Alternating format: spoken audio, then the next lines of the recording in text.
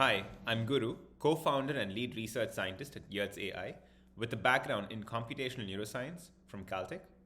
Welcome to the very first soundbite of Modern Science Meets Indian Philosophy. Being a big fan of eating healthy and also eating at the right time in line with my circadian clock, I wanted to share an interesting parallel between the two, Indian philosophy and modern science, on the topic of how food we eat affects us. So, the popular notion is that the food we eat has a profound impact on our physical health. It has the positives of organ repair, tissue nourishment, and muscle building, and also detrimentals when we binge eat unhealthy food or highly processed foods. But the question I'd like to raise here is, does the food we eat only impact our physical health, or does it also have an impact on our mental health, our mental well being? So, the way I'd like to address this question is by first sharing what our ancient texts or ancient Vedic texts that belong to the Indian philosophical system have to say about this topic, and then transition to some recent experiments that have been pursued in the scientific realm. So, our sages of the yesteryears have documented some of the effects that food has had on our overall health in the Upanishads thousands of years ago. One such Upanishad is the Chandogya Upanishad, which devotes an entire section to this topic. The Chandogya Upanishad is a part of the Samaveda, which is supposed to have been composed a minimum of 5,000 years ago. Just to add a nuance, the Vedic scholars consider the Vedas and Upanishads to be apaurusheyam, which means the wisdom of the Vedas and Upanishads have been existing since time immemorial, but based on archaeological and literary records, historians have dated the Chandogya Upanishad to be a minimum of 5,000 years old. So, keeping the ancientness of this text in mind, I found the first verse of the fifth chapter of the sixth canto of the Chandogya Upanishad extremely intriguing and very relevant to our topic of how food affects our overall health. So, here's my attempt at reciting this verse, and here you go. Annamashitam tredha vidhiyate tasya yasthavishtho dhatustatpurisham bhavati yo madhyamastan mamsam yo anishthastan manaha.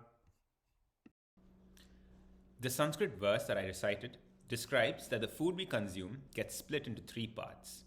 One part becomes fecal matter or excreta, the second becomes the flesh, which means it nourishes our tissues by entering the bloodstream, and the third becomes our mind.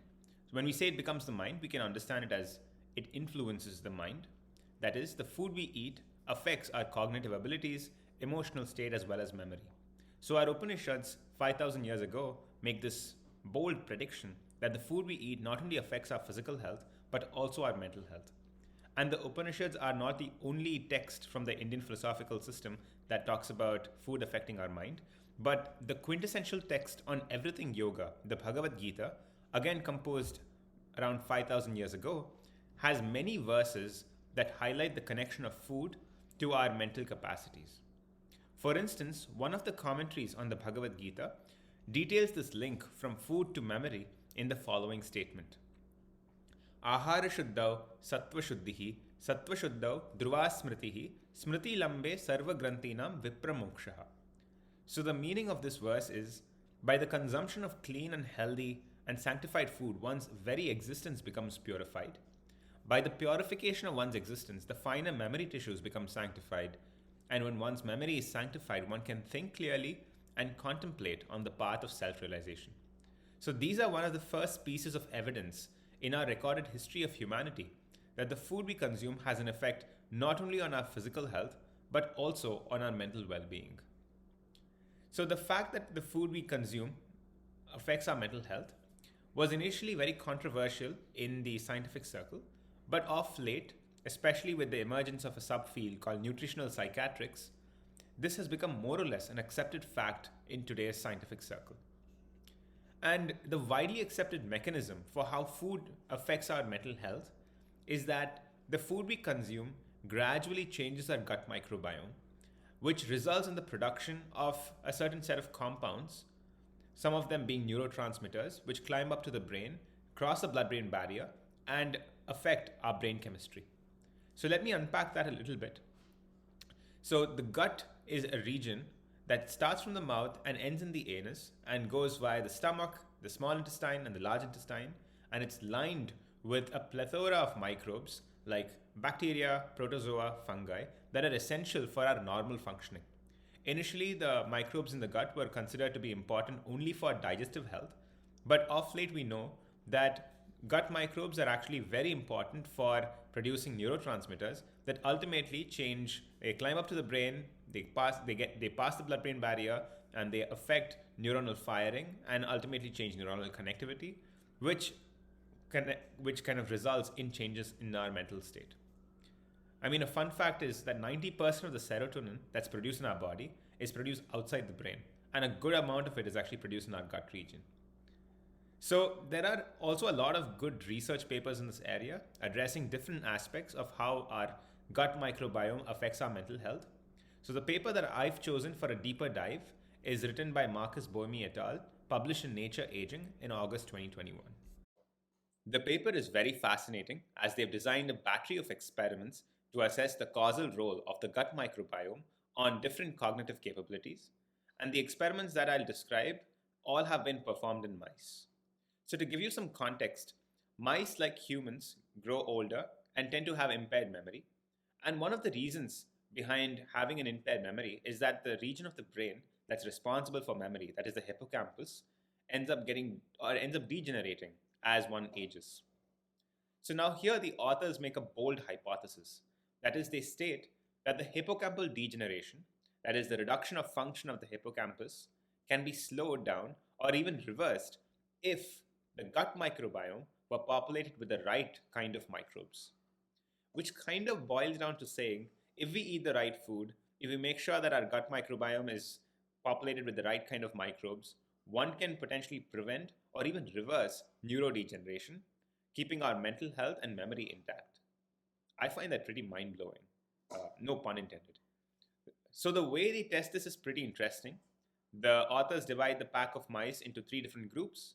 We have group A, which is a bunch of young mice that are around 2 to 3 months old, and their gut microbiome is also pretty young. The second group was that of older mice. They're in the age range of 19 to 20 months, around 2 years.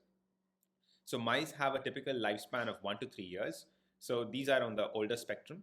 And they again have an older gut microbiome. So the gut microbiome ages as the organism ages. The third group is an interesting group. They have older mice, which is around 19 to 20 months, right? But with a younger gut microbiome. Now, how do they do that? Without getting into the nitty-gritty details, there is a procedure called fecal transplant that can be used to transfer the gut microbiome from a young mice to that of an older one. So that way, an older mice can actually have a young gut microbiome. Now that we have these 3 groups of mice, we'd like to assess their memory capabilities. So for humans, if you want to test memory capabilities, you'd do surveys, you'd communicate with them, get them to do a bunch of tasks. But how would you do that with mice? The classic task to test spatial navigation memory in mice is using the apparatus called the Morris water maze. As the name suggests, there is a large circular pool of opaque water with a hidden platform, and the mouse is dropped into this circular pool and it needs to use certain visual cues that are present outside the pool to plan its route and then swim to that hidden platform. FYI, the mouse hates swimming in water, so the mouse is definitely incentivized to looking and also swimming to that hidden platform. Now, the way neuroscientists have evaluated spatial memory impairment in mice is by tracking how much time the mouse takes to swim to the hidden platform.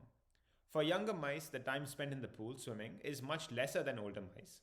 And let me reassure you, it's not because older mice have locomotion issues, it's primarily owing to the spatial decision making of calculating the fastest route to the hidden platform target. So the authors of the study, they dropped the mice in each of these groups that I mentioned above, young mice, old mice, and then old mice with young gut microbiome, and found, as expected, young mice get to the hidden platform in a direct route, much faster than the old mice. So the old mice take a more convoluted route to the hidden platform. But the most interesting observation was that the old mice with the young gut microbiome also performed on par with that of the young mice. So that means having a gut microbiome of that of a younger mice actually enhanced their performance on the spatial memory task. In addition to doing this memory task, the authors also assessed the metabolite concentration across different groups in the hippocampus, and they noted that many metabolites have actually been recovered in the older mice with young gut microbiome. What I mean by that is, say for instance, you have a metabolite like GABA, which is a very important neurotransmitter, or N-glycolyl neuraminate, a type of sialic acid. They have we've got very high concentration of these two metabolites in the young mice, but as aging happens, the older mice have much lower concentration of these important metabolites. But then when you actually replace your gut microbiome in an older mice with a young one's gut microbiome, you end up seeing that the metabolite concentration is again back up, so it's recovered there. So the moral of the story is the gut microbiome definitely affects one's cognitive abilities, and it does so by actually altering the brain chemistry. And the gut microbiome itself is intimately linked with the food we eat.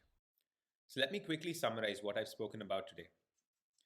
One, food that we eat has a very strong effect both on our physical and mental health. And one of the first pieces of evidence regarding this wisdom was documented a minimum of 5,000 years ago in the Chandogya Upanishad and the Bhagavad Gita. Although a matter of controversy in mainstream science, recent experiments in the field have made it very clear that food affects our mental capabilities by the causal medium of changing and adapting our gut microbiome. And a lot of light has been shed on the causal mechanisms behind the entire process. Finally, I'd like to point out that although the Indian philosophical texts might not have shed a lot of light on the molecular mechanisms, the purpose behind why one should eat right and have a good gut health is emphasized. That is, to retain our mental capabilities for understanding the ultimate goal of our lives and to discover ourselves and to potentially embark on the path of self realization. So, I believe there's a lot of scope for symbiotic relationship between our Indian philosophical texts and our modern scientific investigations. Because from one, we can actually go and learn the deep molecular mechanisms, and the other, the ultimate purpose behind why we need to acquire this knowledge. Also, I'd like to acknowledge and share in the description all the resources that were used for preparing the content for this soundbite. In addition to sharing the links to the papers that were referred to in the soundbite, I'll also share a link to the Yurt's assistant that y'all can interact with, especially if you had more questions on the research paper that I've done a deep dive on. Finally, let me remind you, there's a lot of power in your comments. Please leave a comment if you're looking forward to learning something specific, or of course, if you'd like to praise or critique something. With this, I'd like to thank you so much for your time and attention, and I look forward to seeing you here very soon. Thank you.